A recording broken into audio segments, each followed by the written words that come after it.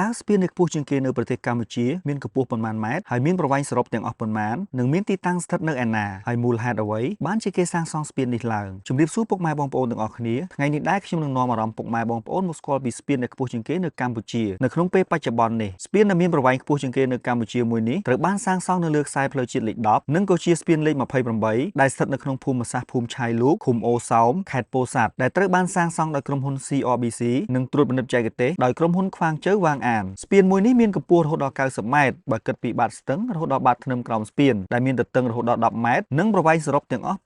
537ម៉ែត្របន្ទុកនៃស្ពានរចនាតាមស្តង់ដារចិន Highway កម្រិត3ដែលមានបន្ទុករហូតដល់ចំនួន55តោនដោយសារតែស្ពានមួយនេះស្ថិតនៅក្នុងភូមិសាស្ត្រដែលមានទេសភាពធម្មជាតិអំណោយផលដ៏ស្រស់ស្អាតក្រសួងសាធារណការនិងដឹកជញ្ជូនក៏បានរៀបចំឲ្យមាននៅទីលានសម្រាប់សម្ចតដើម្បីថតរូបអនុស្សាវរីយ៍ផ្សេងៗនៅចំចំណុចកណ្ដាលស្ពានជាមួយគ្នានេះផងដែរក្រសួងក៏បានរៀបចំទីធ្លាសម្រាប់ចតយានយន្តនៅសងខាងក្បាលស្ពានដែលម្ខាង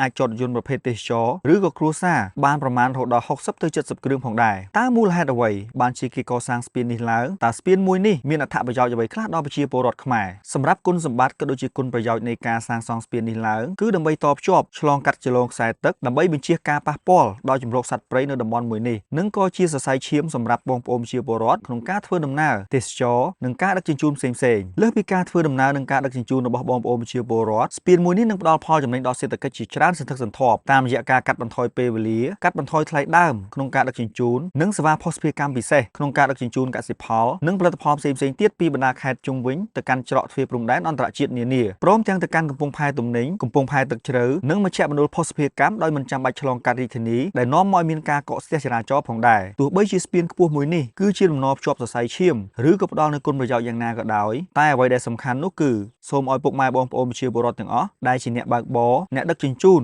សូមបន្តគោរពច្បាប់ចរាចរណ៍ឲ្យបានខ្ជាប់ខ្ជួននិងប្រុងប្រយ័ត្នជានិច្ចដើម្បីជៀសវាងបង្កការគ្រោះថ្នាក់ដោយចៃដន្យណាមួយសម្រាប់វីដេអូថ្ងៃនេះក៏ឈានដល់ទីបញ្ចប់អរគុណចំពោះការទស្សនាក៏ដូចជាការចែកម្លែកបន្តវីដេអូមួយនេះដើម្បីរួមចំណែកផ្សព្វផ្សាយពីតំបន់ទេសចរថ្មីៗក៏ដូចជាសមិទ្ធផលថ្មីៗរបស់ប្រទេសកម្ពុជាយើងផងដែរជួបគ្នាវីដេអូក្រោយៗទៀត